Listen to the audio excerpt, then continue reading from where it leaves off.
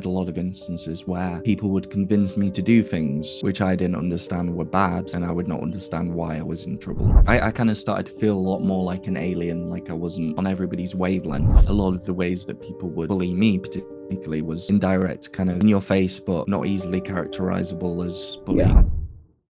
So I'm here with Mr. Thomas Henley. Thomas, could you introduce yourself to the audience who haven't yet come across you? Of course.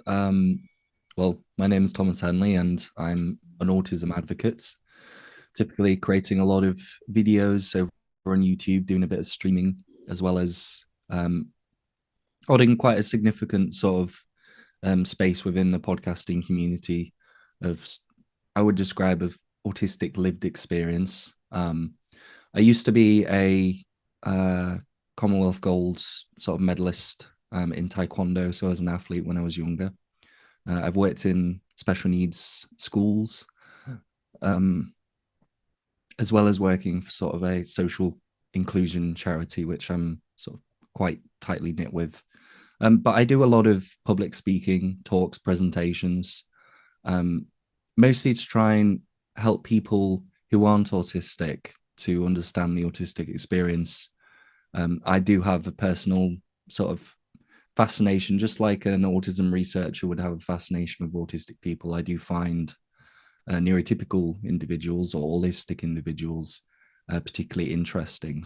So my direction at which I'm coming from sort of allows me to perhaps explain some of the more complex aspects of autism to people who aren't autistic. And I also try to help, definitely Yeah, try to help and over autistic people sort of self-improve and, you know, understand different aspects of themselves to make life a bit easier. for sure. That's, as we discussed, that's why I got in contact with you in the first place, just because I thought it was a very clear-headed explanation of a lot of the questions that both neurotypical and autistic people might have, and you just explain it. And it was surprising to me that there wasn't more of that, and that you stood out as sort of the obvious leader in that particular sort of field, I suppose. Thank you. But I might ask some dumb questions, and I hope you will justify my dumb questions with a more intelligent response. So if that is the case, give me some leeway.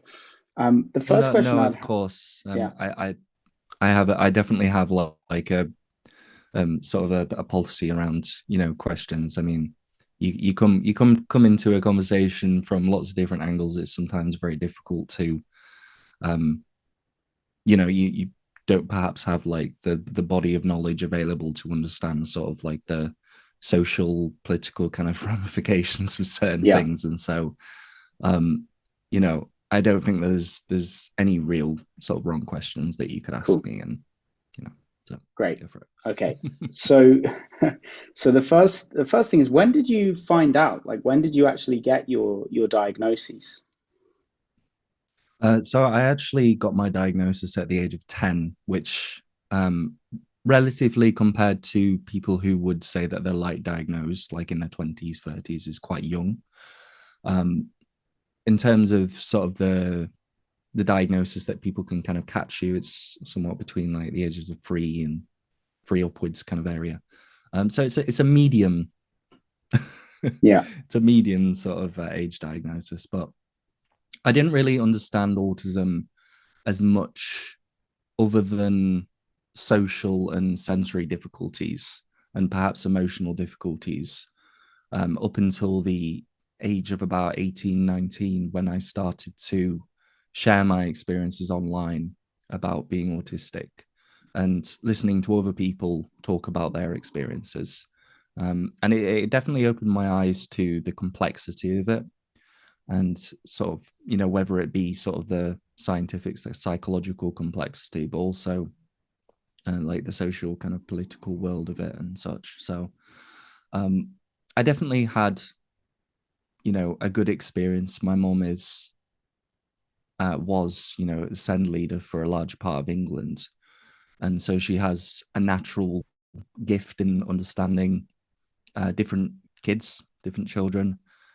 When she told me that I was autistic, it was phrased more as a difference, Yeah. than a deficit, which was quite important to me. And sort of throughout my life, a lot of the sort of things that she did was to push me to do things that I found uncomfortable and perhaps more difficult than other children, but allowed me to have the space to come back and regulate and um, recover if negative experiences went wrong. So I've always had that kind of go out and try it, but if things are too hard at the moment, pull back and sort of reassess kind of attitude.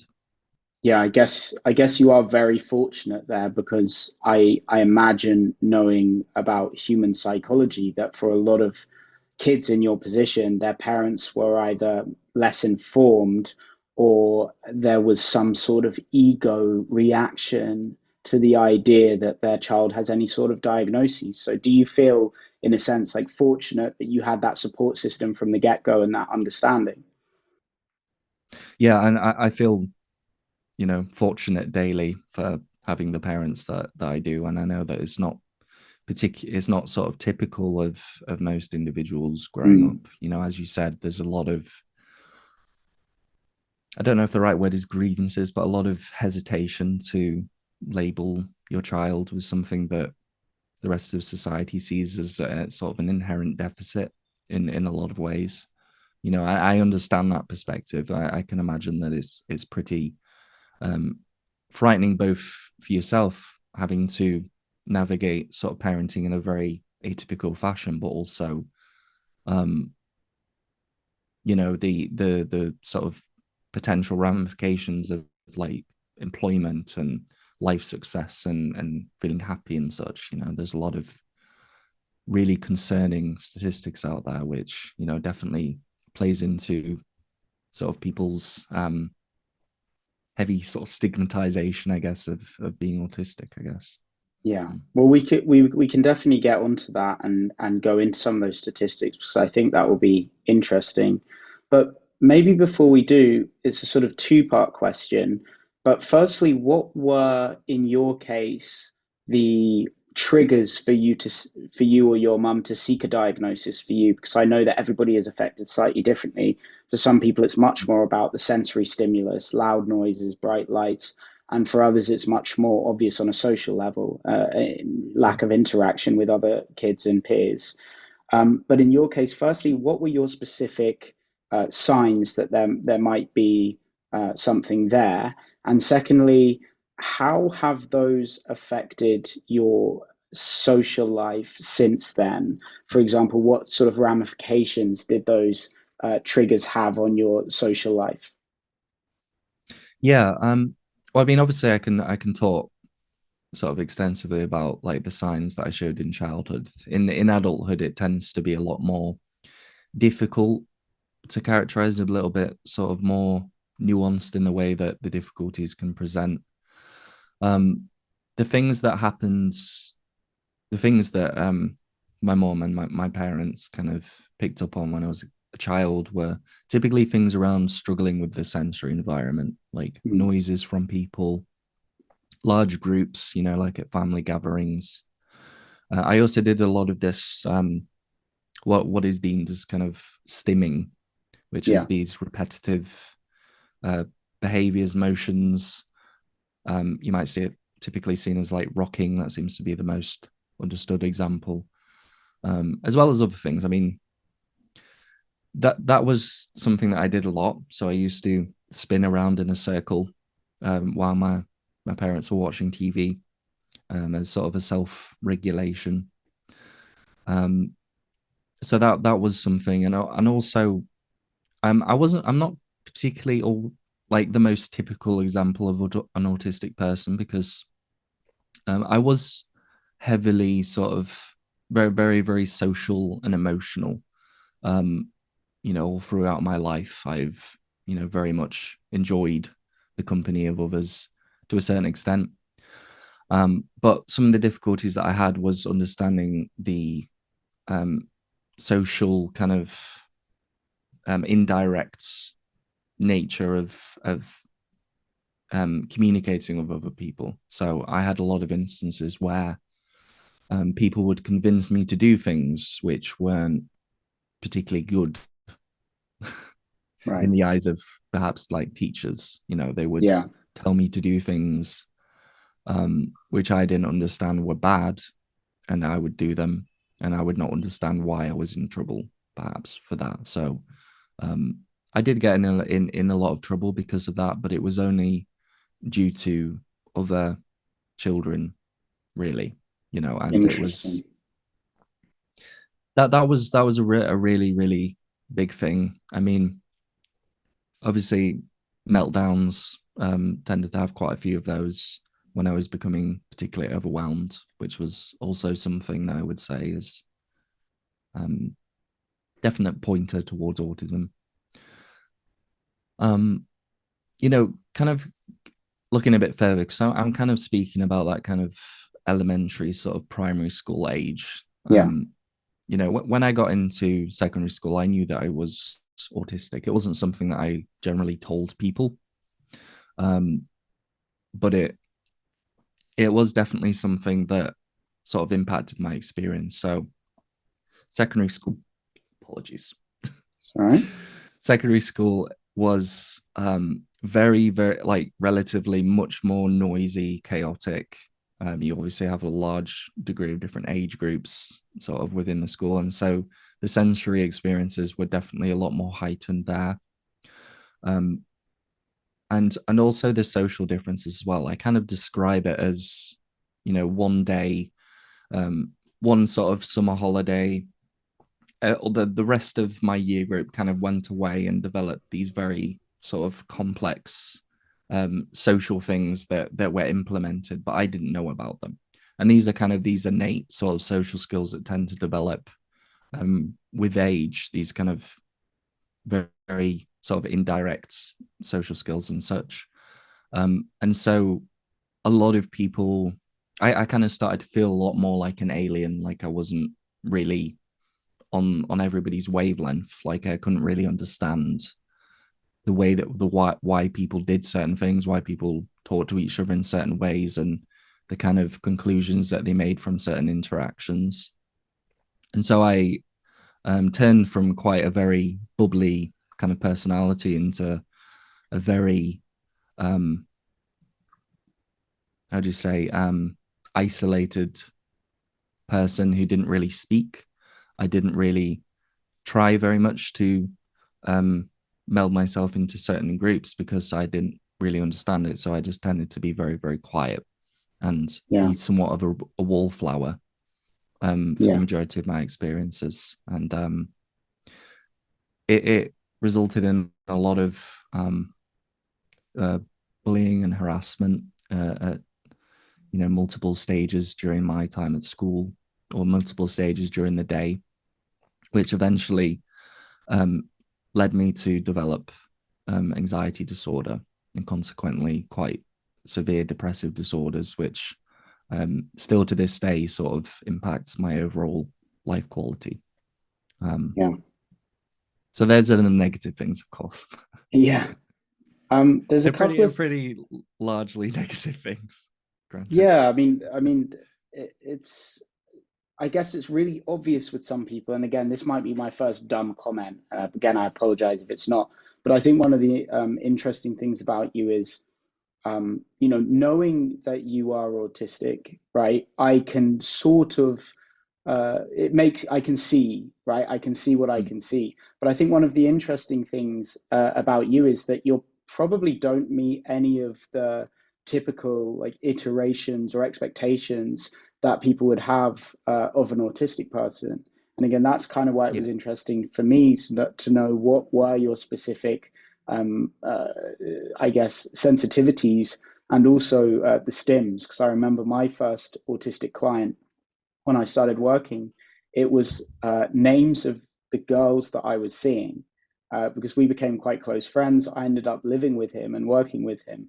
And if I was dating a girl, he would sometimes take their name and it would become an obsessive stim on the name of the girl that I was seeing. right. But it Is that wasn't so kind of much a negative. echolalia Yeah, it related? wasn't so much a negative stim. He loved it. He found it hilarious to just say the name, and sort of so did I. There was like an infectious humor to Yeah. that situation. And so yeah, it's interesting to see that experience. And it was also Yeah. very common with him. One of the things I was watching out for was manipulation, because he had a group of, friends, but to what extent they actually had his back and to what extent they were seeing him as the fool guy is still Mm. somewhat unclear. And it would certainly be him that was shouting stuff out the window at passers-by to their amusement. So I think Yes. really bullying is an obvious one, but also just this sort of manipulation that doesn't quite meet the obvious threshold of bullying. But I We believe that do. that might We be have a something term. pervasive. We have a term for it. It's called mate crime, which Right. is it varies in its sort of implications from, you know, it's typically used in the context of disability, but it's very applicable to autism. And um you'll have situations where um due to our kind of inherently a bit more direct focus, kind of more trusting nature, it can lead us to being manipulated in a number of different ways for like monetary gain or for humor or for any number of things. um, and quite often you find with particularly in groups like that the individual is very heavily infantilized to a Yeah. large degree, that people see them as lesser, that the words that come out of their mouth are more akin to having the impact of a child rather than a functioning sort of adult. Um, it's the two things that definitely do have a very big impact, and it was something that I experienced when I was younger. Yeah. It's not good No, stuff. I It's believe that's probably one of the most pervasive difficulties, particularly in like adolescence. Because yeah, all of my clients experience that to some extent, and not really so much direct bullying. It was very rare that someone would be mean to them, because that was, for an adolescent, that reflects badly on your status, right? If you're a neurotypical kid and you're yes. outwardly bullying the autistic kid, then that's Mm. not going to do much for your reputation. But again, the manipulation is in doing it so subtly that people don't even notice that that person's being bullied. It's a sort of secret weapon in a Yeah. sense. I think Yeah, it very much depends. Um, I have sort of clocked on that there were two other sort of autistic people within my year group who were very, very significantly like bullied directly, both like physically, emotionally, like, but also at the same time, I wasn't openly autistic, so I didn't tell people that I was autistic. Um, and so a lot of the ways that people would bully me particularly was exactly what you're saying. It's sort of indirect, kind of in your face, but not easily characterizable as yeah, bullying, but just over a very, very long period of time, yeah. especially over like, within sort of, talking behind your back kind of related things. It's yeah.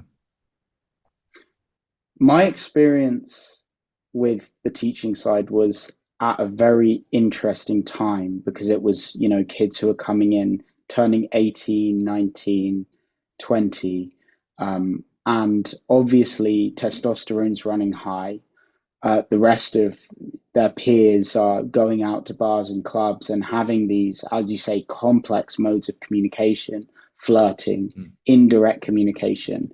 Maybe for the first time dealing with female communication, and women are much more indirect, even still, than men in the way that they communicate on the whole.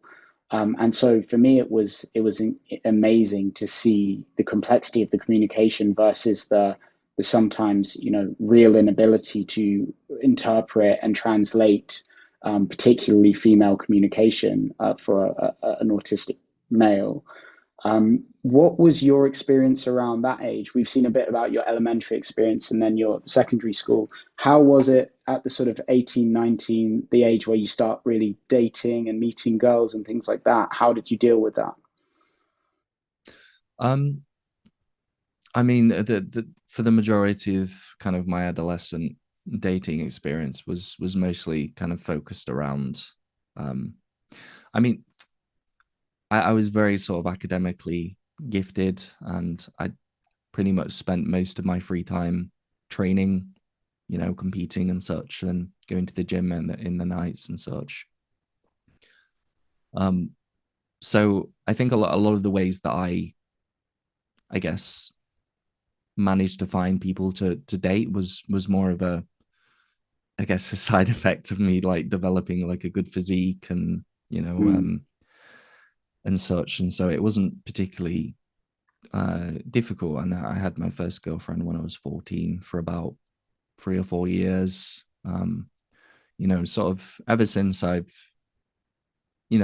frequently, in adulthood, I find it particularly difficult to find someone who is on my wavelength, I guess. But I think that's more of a compatibility thing. It's not necessarily due to my abilities, I guess, in that way. Um, I mean, there's a very common sort of concept when it comes to autism, which is called masking. And when you were sort of telling me about, um, you said that you can obviously kind of tell to some degree that I may be autistic, and yeah, it.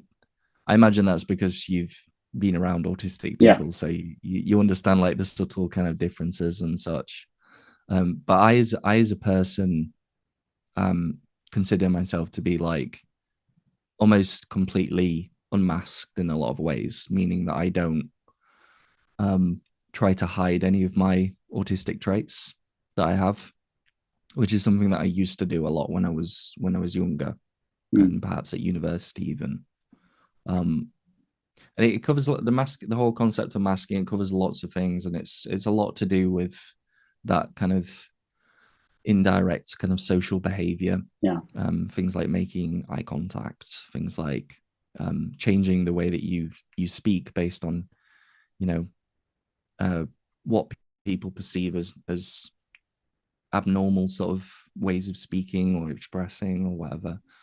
Um, and then you have things like sort of compensation. So basically ridding your interests and such in order to better sort of fit in. I think that's more assimilation, but the compensation part would definitely be like strategies in order to avoid um, situations where people would be able to tell that you're autistic, which yeah.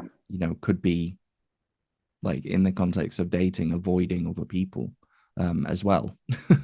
So it's very complex. Like I need a whole video, I guess, to describe like the complexities of masking, but in my opinion, it is very different to social skills. You know, um, I'm very happy with being characterized as being different, but I'm also, I also try to develop my ability of like understanding how someone else is communicating. It's just that the way that I particularly express when it comes to speaking, communicating, would be pretty direct, in a sense. Not to the point where it's kind of blunt and insensitive, but I'm quite direct, and I don't particularly um, try too hard to use indirect communication nowadays. But I definitely did when I was younger, and I've forgotten exactly what the question was that you No, that's asked me. fine. That's fine. Um, that's fine. I think we were just talking about the experience at the sort of adolescent time, and you mentioned some interesting things, which is that I guess again defying most people's sort of conceptions or expectations, you were actually very active and sporty, and you were doing taekwondo, and you were in good shape, Probably and too you're active, yeah, too active, I would yeah. say. So I guess that I mean it's kind of interesting to note that. And do you think that because I guess there's a feedback loop, right? If you are Mm, autistic and therefore you find it difficult to clearly read subcommunications, therefore you tend to avoid social communication or become socially isolated. Therefore, you don't have mm, the opportunity to learn indirect communication. And there's a sort of negative cycle that could be involved there. Whereas in your case, you were quite social and women were interested in you because you'd, done a lot of things that made you an attractive prospect. Do you think that that Yeah. gave you an opportunity to learn communication to some extent that many autistic men in your position wouldn't have had because they didn't get like the benefit of the doubt, a good figure, good shape, Mm. taekwondo, and all of that? What are your thoughts on that? Um, yeah, I think it was definitely like it was definitely a crutch to a very large degree, and it was even to the extent which I developed somewhat of like a various amounts of eating disorders which were Hmm, related to it. So it was very much my way of, I guess, somewhat compensating for some of the social difficulties that I had. Um, it definitely helped. Um, but as far as like learning communication from speaking to others, I don't necessarily think that I from the practical experience gained very much from that in terms of an insight into how other people work and how to communicate with them better. Um, I genuinely didn't to that extent.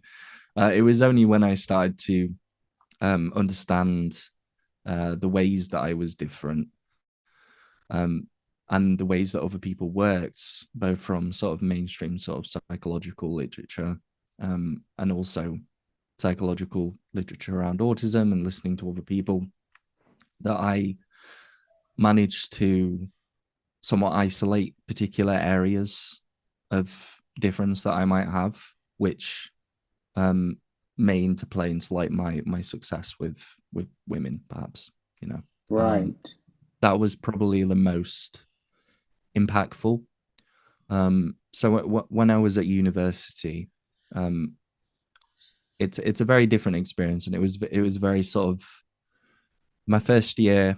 It was kind of okay. I was around people. I had a partner that I was with, and I typically spend most of my days like similarly to secondary school, which was studying all the time and doing sports and going to the gym, and that was kind of all good. And I think when my relationship ended, I kind of found myself in my second year in a situation where um, I didn't particularly have a friend group because I hadn't cultivated that, and I didn't particularly know how to go outside and sort of meet new people. I guess in that sense, and so I did a lot of diving into like those aspects that I was talking about, to the point where I sort of I think others might be able to relate to it, and sort of putting on a sort of bravado or a sort Yeah, of um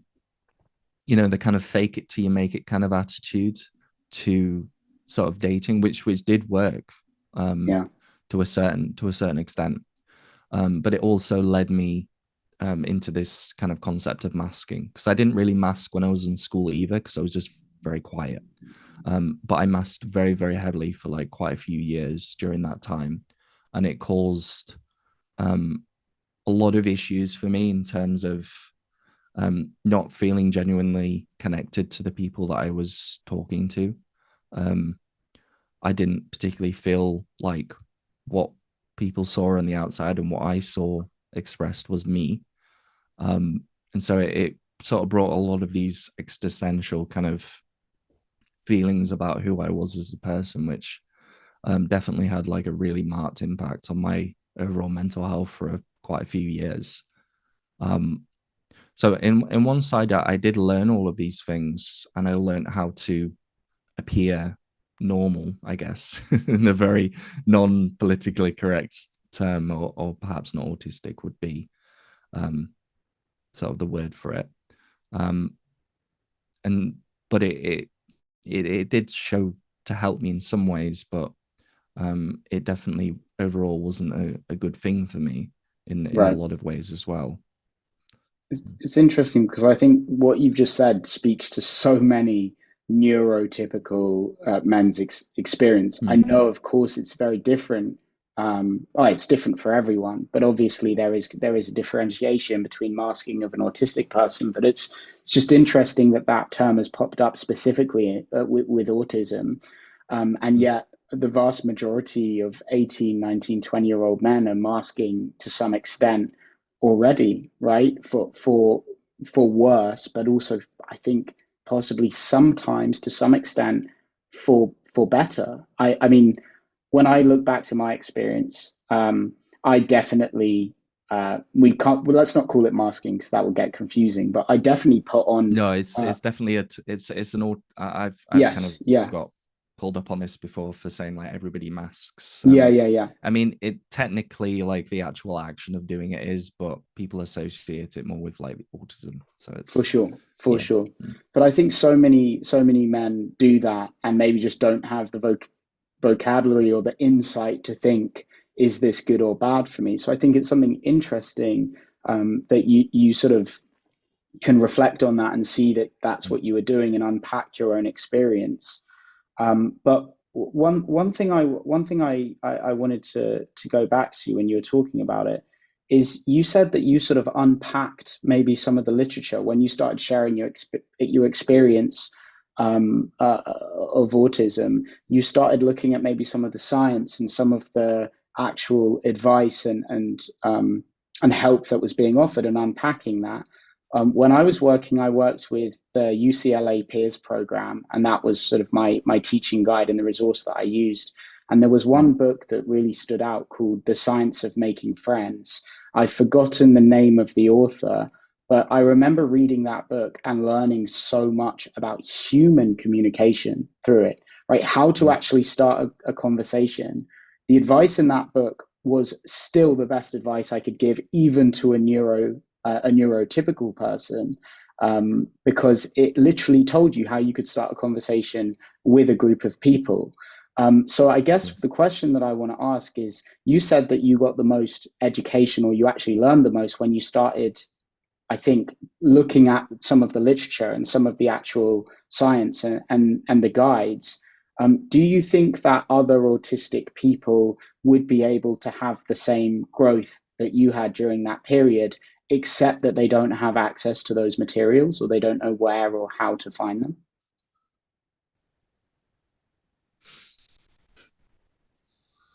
It's difficult to say. Um, I think everyone's very, very different.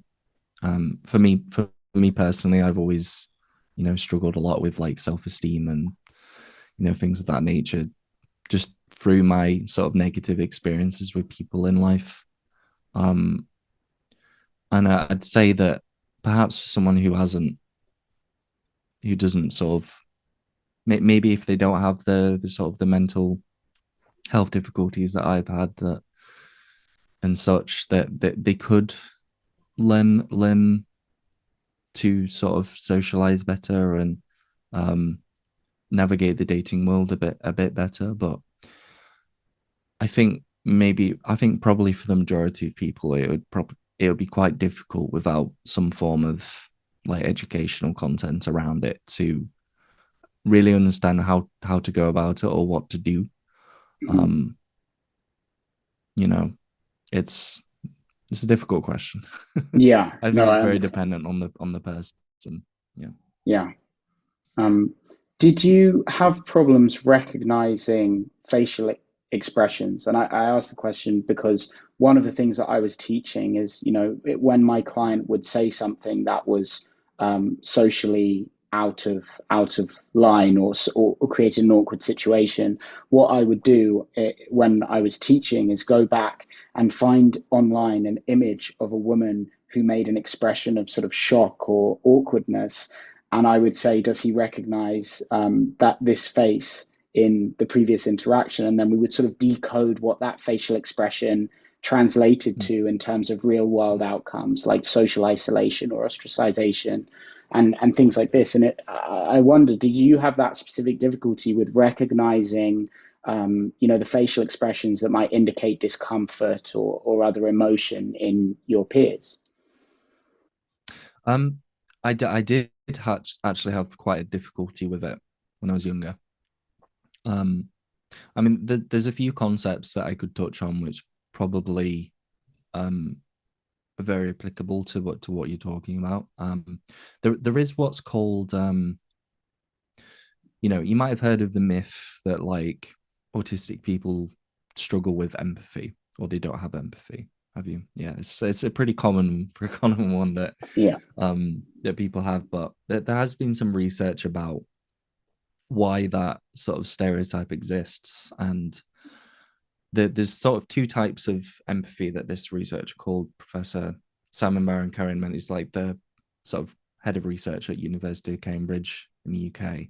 And he was talking about he looked into a study between what's called cognitive empathy and adaptive empathy. And adaptive empathy is what we as sort of mainstream individuals think of as empathy, which is acting appropriately to someone's emotional state, you know, like as we would see it, someone's sad, so you comfort them kind of thing. Yeah. Whereas the other aspect of that is the cognitive empathy element, which is something that autistic people do struggle with. We don't struggle with the adaptive element, but we struggle with the cognitive element, which is the ability to deduce what someone's emotional state is based on sort of indirect cues. Right. And I saw that a lot when I was teaching, particularly if like one of the kids that I was looking after had accidentally hurt a child. They didn't necessarily know that child was hurt. And so they kind of went off and did their own thing and didn't really pay much attention. As soon as I came in and I said, when you sort of threw this ball at this child, did you know that you hurt this other child? And quite often I saw an almost over the top kind of response to that, like they were just so concerned for this other child that they've hurt. And that to me kind of demonstrates like the difference between these two things. Mm. The cognitive element has been studied, and the test that they used to do that was what's called the eyes test. So they basically got a group of individuals to kind of sit down, and there's pictures of like people's eyes displaying a certain emotion. And there's sort of four options that you can pick from, and you pick one, and there is a right answer. And so autistic people tend to struggle with Yeah. actually picking up on those expressions of feelings. I took that test when I was a bit younger. I scored very poorly on it. I did a lot of kind of personal sort of note writing about my experiences with holistic individuals or non-autistic people, and I did a lot of thinking about it, and I made a lot of attempts to try and ask people what they were feeling when I didn't quite recognize a certain facial expression. And I took that test kind of more recently, and I actually scored a near sort of perfect score on it. So it's definitely something that people can learn to understand. Um, I think that the difficulty comes in with it is that quite often when we are speaking about um, ways to interact with others or dating or any kind of like social kind of subjective thing, is that there's never going to be a perfect sort of Yeah. rubric sort of method in order to communicate with every single human being, because we're all so different and we express in different ways. And Mm. it's very evident just by speaking to lots of different people. So that is a difficulty, and that is something that the cognitive element of it, the ability to kind of see facial expressions, is very very, very applicable, I guess, to Yeah. us. But it is something that you can learn over time if you want to. And Sure. I mean, I highly encourage people to do it. Some people might see that as masking. I don't particularly see it as masking. I see it as a social skill, being able to tell how someone's feeling in the ways that the majority of the population express those feelings. Doesn't mean that I'm perfect at it in practice. 100%. But yeah, I mean, and I think people in general, autistic people, they can tell when something's different, but they don't necessarily know what emotion to ascribe it to. Like Yeah, I can tell someone has changed their demeanor, their way of speaking. I don't, I wouldn't necessarily always know what that meant, I yeah, guess. Which is where a lot of the kind of difficulties come in, because you have to interpret and sort of um I guess read how someone else is responding to a certain thing, and respond to that yourself in a different way, which is um very very very apparent, especially like in initial meetings with humans. for sure. I think to compound that, I think there's a level at which neurotypical empathy is actually performative empathy, right? So if you tell me my dog died 2 days ago, I know to respond by saying, "Oh, that's horrible. I hope you're okay." And I may well feel that, but I would also say that if I didn't feel it, right? Because I know it's the right thing to say. So I think the empathy equation is also a lot that neurotypicals know how to mask. Um, Again, I know it's a loaded term, but they know how to do performative empathy, whereas that might be more Hmm. difficult for someone who's atypical neurologically. Yeah, it can be definitely more difficult, I would say. um I think we're more likely to not perform in that sense. Yeah, exactly. I think it, but it from talking to other people, it's not necessarily because um like they don't understand how they should respond, because it's a direct thing. It's like, you're saying my dog died. That's not a good thing. Um, but some people might sort of say for themselves as a principle that, I actually don't really like, it's kind of a bad thing, but I don't feel much about it. I don't know this dog, and such, and so Yeah. they might not do that kind of performative kind of element of it. Um, and that's also, I mean, it's easy for me to say because I consider myself to be quite like um sort of emotionally in tune, empathic, maybe. Um, so when I express empathy, it's usually true, and I do it quite a bit. But if I didn't feel a certain way, then I probably wouldn't fake it, I guess, unless it depends. It depends on the situation, of course. But Yeah. um, I do see what you're saying, and that is, that kind of aspect of you know, yeah, I'd say it just sound very sort of performative, but there is an aspect of sort of the emotional world of autistic people which is not particularly known about or talked about a lot, and it's something that I talk about extensively because it was kind of like um the switch flicking, kind of glass breaking kind of moment in me understanding my own experiences. And it was a concept called alexithymia, which is, um, I like to describe it as sort of like a threshold condition. The actual definition of the term is like a difficulty both noticing and identifying your emotions, the emotions that you feel. Um, and whenever we talk about uh, sort of emotions for a person, it also sort of leaks out somewhat into social interactions. It's like someone asks you how you are. Perhaps someone with alexithymia won't know how they feel. Um, the only times perhaps where they'll know how they feel if it's a very strong emotion, they can sort of Mm. notice it and categorize it and such. And it's very prevalent with disorders like PTSD. So there's some debate about whether it's sort of an inherent trait that we have or whether it's something related to our experiences in life.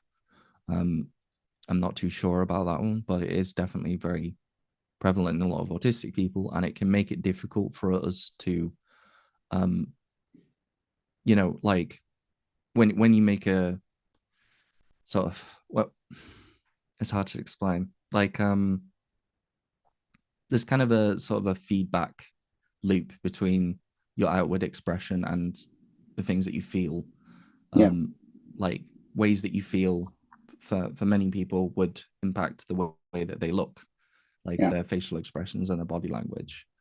Um, and but the thing is, it's kind of like a vice versa thing, and a lot of people do this thing called mirroring, where they sort of, especially psychologists, where they kind of mirror sort of the demeanor of another person, the way that someone's speaking, the way that they look, and their facial expressions and body language and all sorts of different things. And that also has an impact on how you feel, and Yeah. to a certain extent. So it's a very like multivariate kind of concept. But when it comes to particularly when it comes to like social interaction, um, there is a very heavily sort of emotional component of it, and um, when it comes to sharing your feelings about certain things, you may not always know.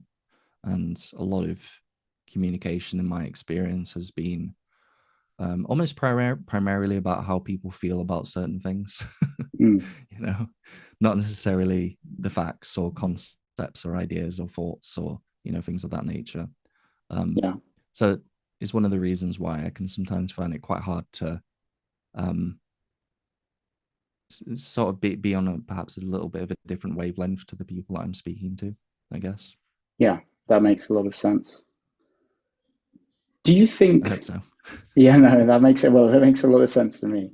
Um, do you think that autistic people in general have more success dating within autistic communities, and that can extend to friendships as well, or dating outside of those communities? Because intuitively, you can see arguments for both, right? If you have two people that find it difficult in various ways to read and understand and process the other's emotions, that I mean that could be more difficult. But alternatively, there's a shared experience. So, do you find that they tend to have more success within autistic community or outside of it? Yeah, well, I think sort of initially when it comes to conversing, like a lot of people sort of in daily life, daily conversation, like you can find someone attractive, but you kind of want to see what they're like before you like you jump in and say like, oh, Yeah. let's go on a date, and like you know um it's in my experience and from what I've heard from other people, it's much easier to actually have a conversation, like um whether that's considered to be platonic or sort of general, or like have some kind of dating kind of connotations to it. It's very hard to discern, but it definitely is a bit easier for most of us to talk to other autistic people, in my experience, just because of the subtle ways that we communicate differently. It's kind of a bit more understood, like the directness and the Mm. sort of even sort of the interplay between our communication styles. Like the reason why like sort of interviews and podcasts work good for me is because my preferred way of communicating most of the time is that I speak for 1 2 minutes. The other person listens and understands and then produces a response, and they speak for like 1 2 3 minutes, and it's kind of a back and forth. It's not even something that I think about, but it's just something that just kind of happens. Um, and so that kind of works well for like the online world quite well, because that's how you do things. But in conversations that I have with neurotypicals, it's very much the case that if I start by speaking for about 2 minutes about something, um, there's a lot of different facial expressions that go on and indirect communication that go on that kind of indicate that they're not particularly interested in listening to what I have to say. Um, if you can imagine, um, it's more of this kind of get. It's more like my communication style is more like that kind of game that you play in like when you're really young, where you have the talking ball, and someone throws you the talking ball, and you talk when you have that ball, and then you pass it to someone else. Whereas conversations with non-autistic individuals tends to be more of a game of table tennis. Like it's just kind of a constant kind of back and forth fluid sort of compilation of like um words coming from both sides and reactions and just like very very sort of quick changes between who's speaking and who's like and such. And that is different, and that is a significant difference. um Even to the point where I can tell that I'm talking to someone who's autistic when um the way that I'm speaking is kind of reciprocated, and it's not Yeah. like there's no signs of this is a strange way of talking. It just kind of works. um the only thing is when talking sort of broadly about um the sort of the success of like dating and relationships within your own neurotype as an autistic person, is that it's although it's a significant part of who someone is, it's not everything. Yeah. It's you know values, particular personality traits, interests, views on the world, you know, or, physical attraction, things. There's so many different factors which go into sort of the success of a relationship, and you know, communication about certain things very very important. Um, and there are also some potential difficulties. Like I was saying about alexithymia. It's you know, perhaps in a situation where two autistic people are kind of talking, um, no one particularly knows whether they enjoy their company enough, or um, find them sort of attractive enough as a person to like initiate something. Hmm. That can be taken to all sorts of different contexts. Like it's not always clear exactly how you feel about something and how they feel about something. So it can kind of leave you in these kind of very long sort of limbo like stages, especially like at the beginning. Um, you know, as I said sort of before we started recording, it's very much the case that I do talk a lot about like relationships that have already been established, and not necessarily about um sort of dating. But I would imagine that dating might be a bit easier for us, but perhaps a little bit harder to navigate. Maybe, I don't know. It's hard to kind of give sort of a general answer to that, I guess. Um, Yeah.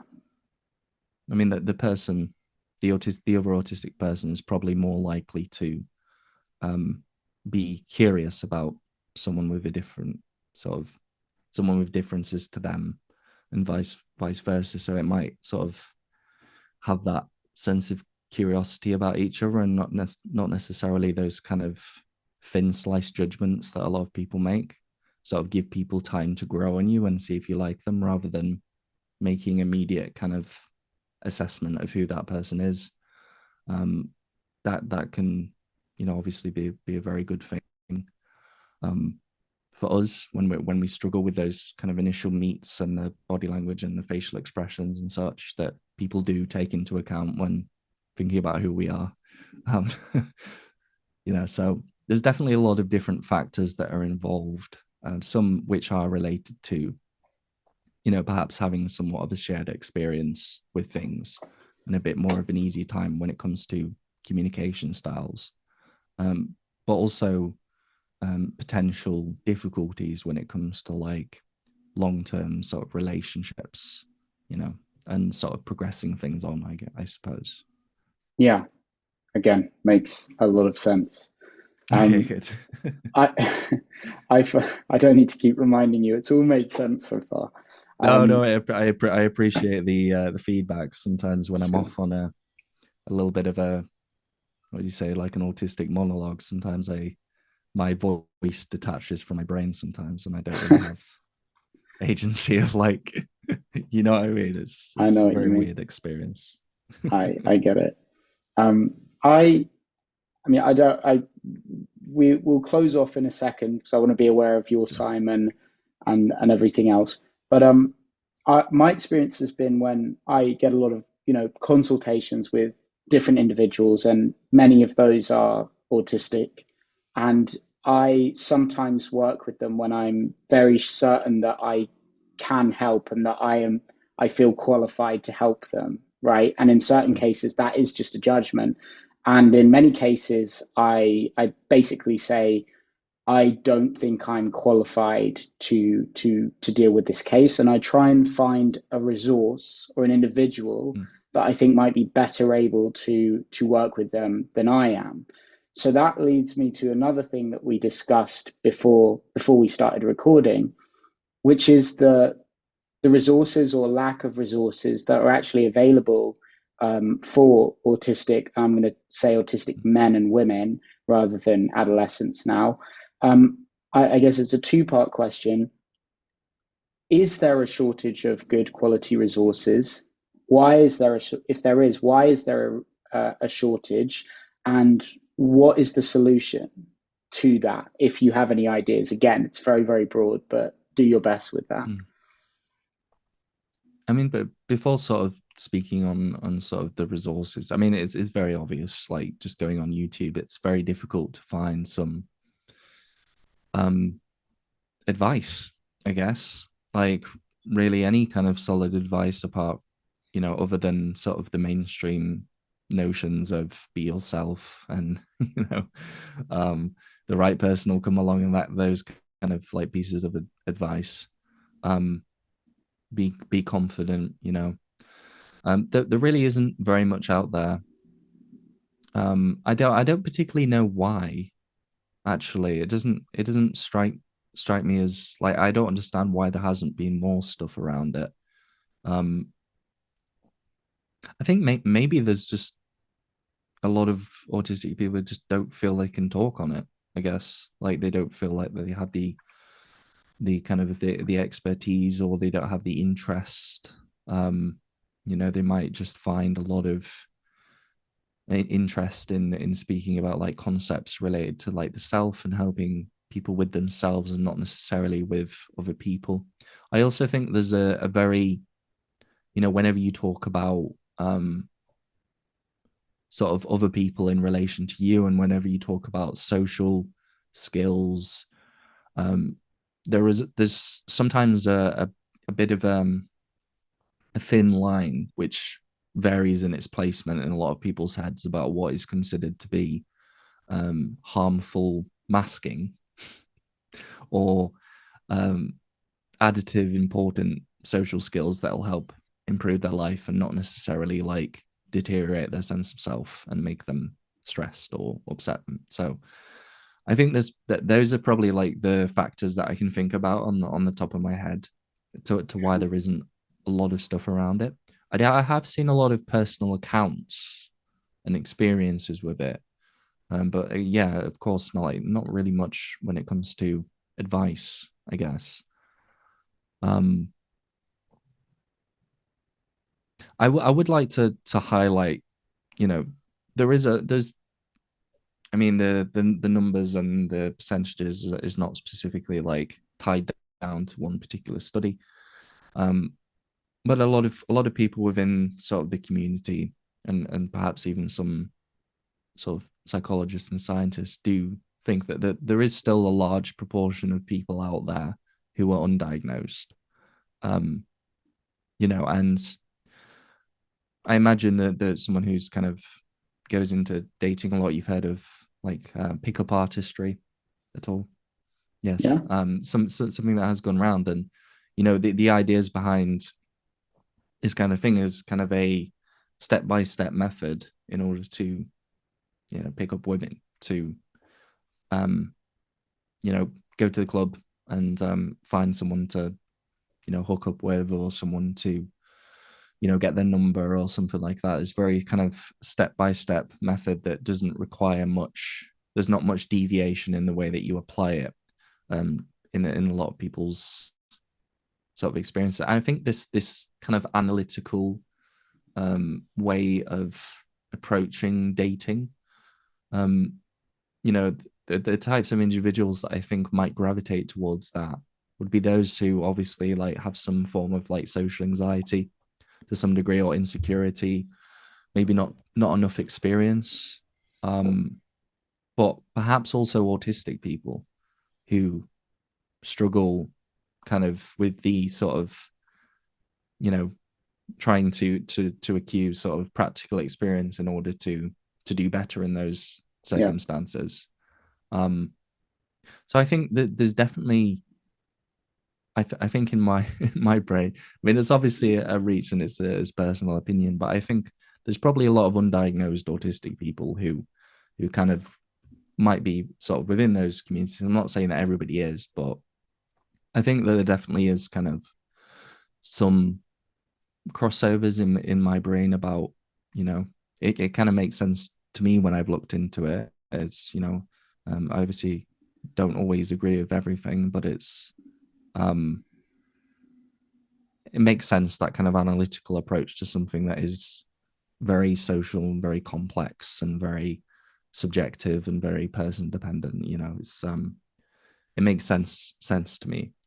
um as far as changing it, I think it's a difficult one, because I mean, when I speak about things related to sort of dating and relationships, I don't tend to sort of deviate between um well, relationships mostly, but I don't tend to deviate like my sort of advice, personal advice, or my sort of experiences or analysis based on whether that person's a man or a woman, you know.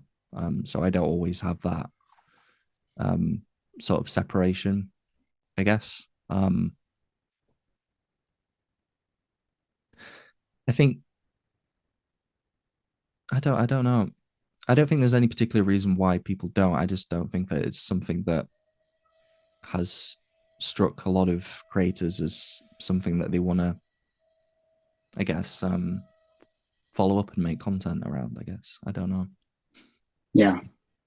Well, I think that there may well be a gap in the market for some sort of not matchmaking, but dating events, or maybe responsibly overseen events whereby a community of men and women who are all focusing on improving their social skills and growth oriented in general can meet in a sort of safe environment. Like, I think that would be amazing, and I think so because I've had so many clients, and I wish I had one of those to recommend them when they are autistic clients, and just nothing of that sort exists. So I definitely think there's a gap in the market. Um, but Thomas, I just want to thank you for taking the time. I know you're busy, and I know that you're doing the best you can, and as far as I can see, a very good job of informing everyone about the actual experience of autism, both in yourself and in other people as well. So yeah, thanks for the work that you do. I'd love to do a follow up on this conversation because I think there's a lot more to go over here. But for the time being, perhaps you could just tell everyone, where to find you, and is there anything that you offer that might be able to help anyone who wants it? Yeah. So you can find me on both two places specifically, both YouTube and Instagram. In both YouTube and Instagram are at Thomas Henley UK. Um, I do have a podcast which is available on pretty much all sort of music podcasty platforms, and that is called the 40 Auti podcast. I've interviewed a lot of different people on there, and I've even done an episode um, with a particular lady called Mona Kay. Can't remember the handle that she goes by, but that was a podcast about. Um, I was on her podcast, and we were talking about um, holistic autistic relationships in some quite detail. So I'd highly recommend that episode. Um, and as far as things that I offer, it's at the moment I'm working on some resources to sort of sell as a business person, but I also do have sort of channel memberships which are about £1 a month. I try and keep them as low as possible, but you know, um, very much in kind of like the growth stage of sort of my work. Only recently become self-employed, so if you find any of it useful, let me know. share it about as much as you can.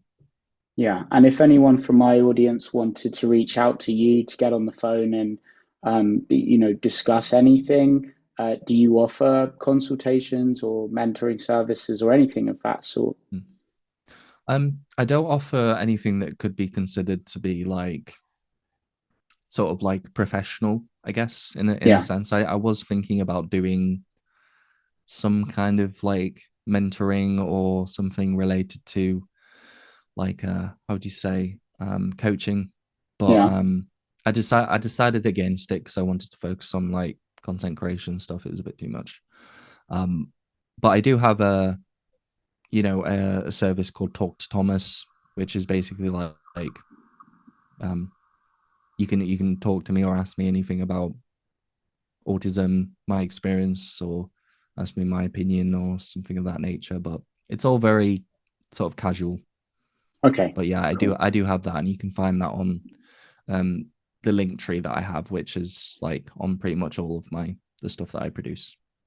awesome. Well, man, keep up the good work. Thanks, dude. Look forward to catching up on another one, and yeah, really appreciate you taking the time, man. Of course, Sam. I great questions, and it's been a pleasure, honestly. Thank you. Thanks, brother. See you soon, Thomas. Bye bye.